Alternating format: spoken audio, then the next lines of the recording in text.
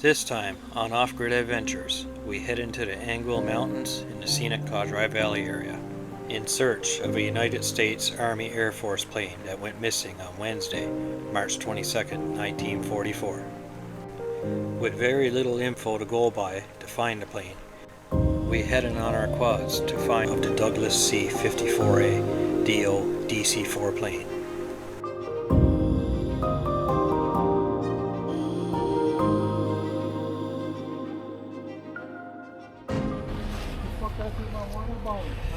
So here we go, we're heading into the Anguille Mountains, check out a plane crash.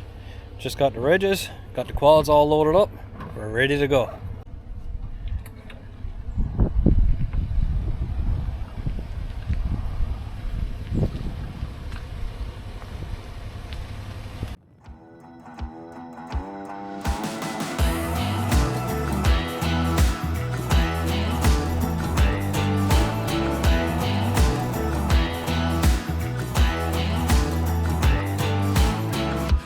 Waking up this morning, waking up before it's getting 9. Kinda heavy on my shoulders, tracking down some moments back in time.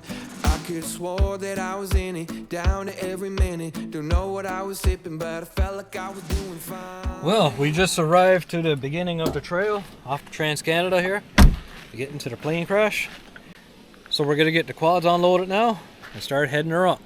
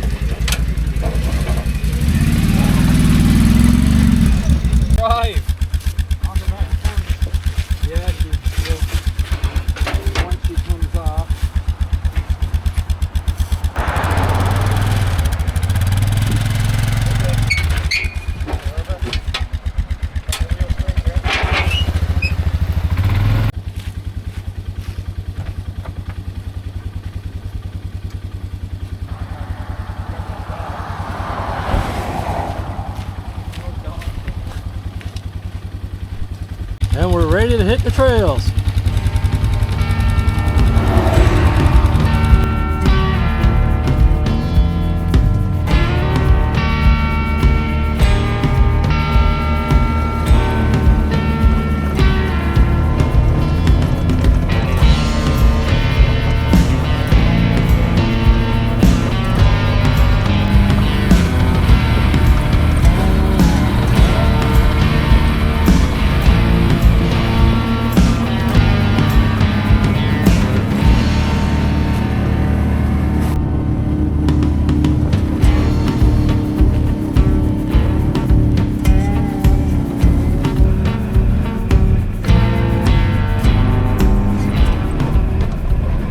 So I figured I'd share this lookout view. It's a little foggy out, it looks like it's going to rain, but it's a beautiful spot.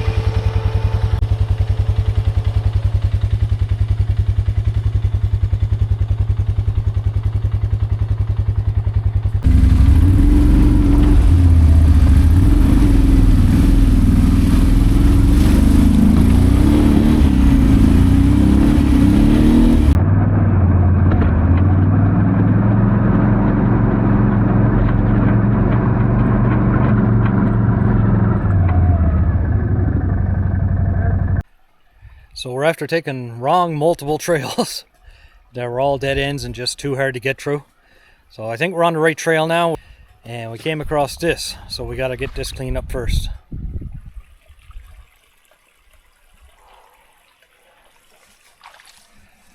Nobody's been in here yet this year, as you can tell, but we'll clear that out now and get on going.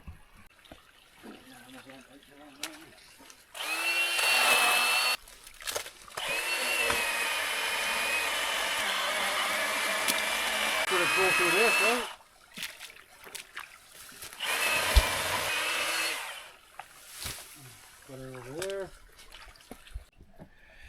Alright, we're about another quarter-kilometer up the trail, and there's more blowdowns here, so we're going to have to clear those up too. Hopefully it's not like this the rest of the way. It's probably another, I don't know, 3/4 of a kilometer through this, and then we're almost to the plane crash. It gets to the open bog just past this a little ways, and should be good going after that. That little saw is amazing, man. It is, eh?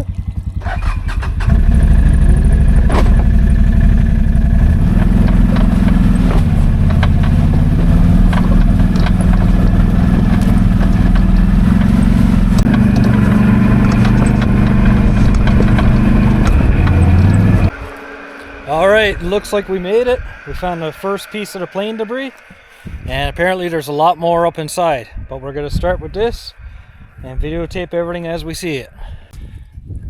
I don't know, I can't pick out the name, but 2015. Oh, they're from Maine. Really? Yeah?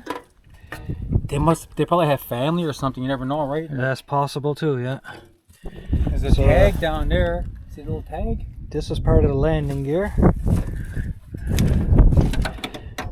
There was a tag right there, but Right there. Oh, and there's one right here.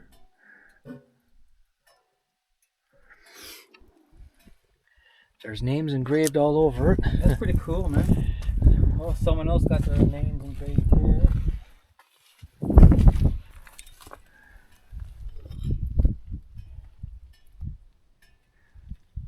Some Hinks. Terry Leroy. April Butt. 2011, 2016. So like, here's another piece.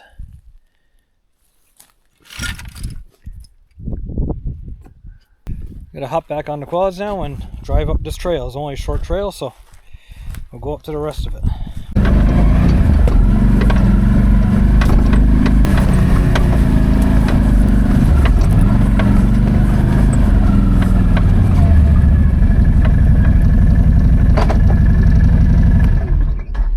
Well, I tell you, I've been planning this trip for quite some time now. Been over a year, and we finally made it in. Last year, me and Crystal came in here, and we were close. We were probably less than a kilometer away, but we didn't have exact coordinates.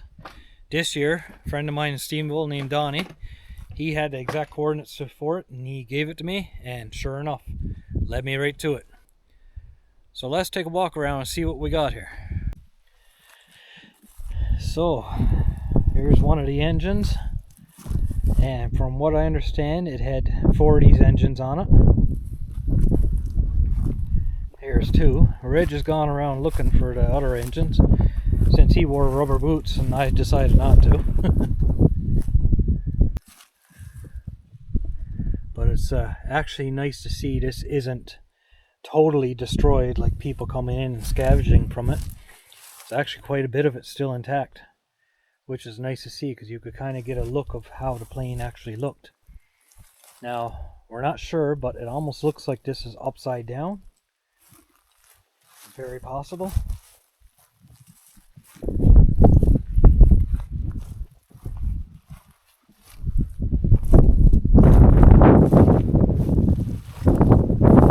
Get a quick exhaust on her.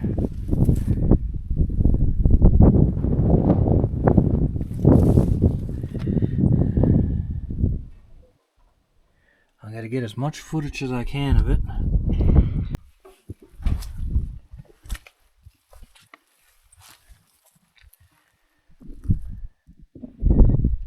Now, compared to the plane at Crash Hill, the metal in this one has still got a lot of shiny spots on it. Crash Hill, it was really corroded. This is a big section of the plane here too. It goes way up there. That was a hatch one time.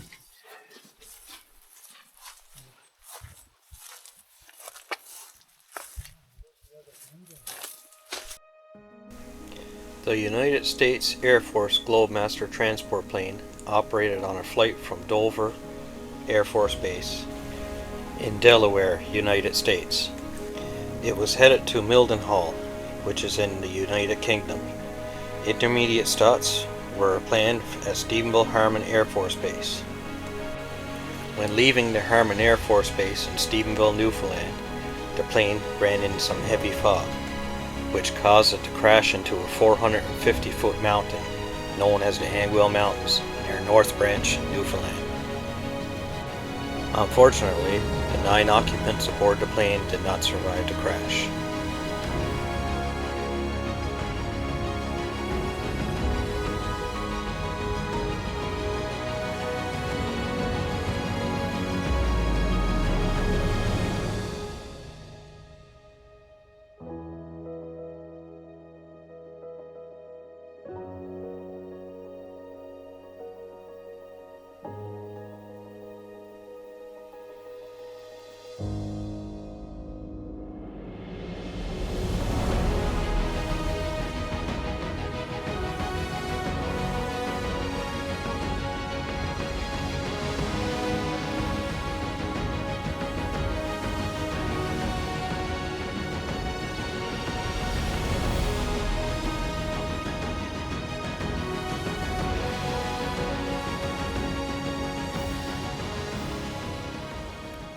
So far we found a fair bit of the plane.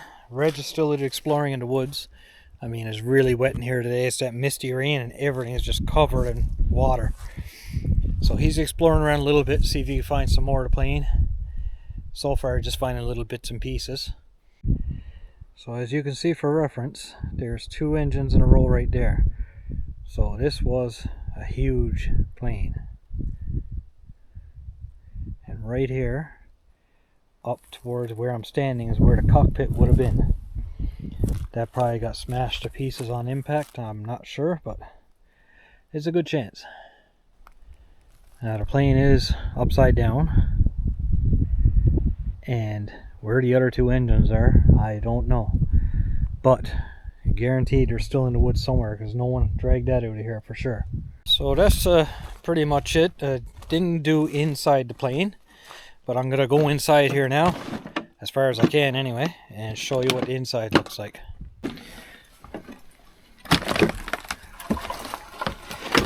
Now, she has been burned pretty good, as you can see here.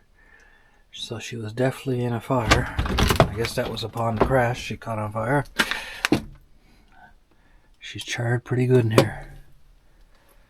And I see pipes cut everywhere, so that's a sign that people were in here for the copper, of course. You always see that. And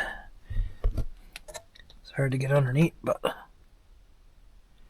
that's actually the top of the plane. Part of the top of the plane, anyway. You can even see, like here, people cutting the metal. Taking it for something, even on the back part right there in front of me. It's all cut with a grinder. All along here. Some marking there. FWD.F.S. LH, left hand. So yeah, there's not a whole lot to see in here. I mean, to be expected. It's been here for 80 years. Now mind you, if I would have known about this years ago, I would have came in here years ago, but you know, it took me this long to find out where it was. So, on the way back, Reg thinks he's seen something on Google Maps, not far from here, because I imagine the debris from this is just all over the place in the woods there. But he's seen something on Google Maps that looks like it might be shiny, so we're going to stop there on the way back so he could take a look and see if there's anything in there. So while Reg has gone up to check out that other spot, I'll do one more little walk around of what's here, just to give you a visual of the whole thing.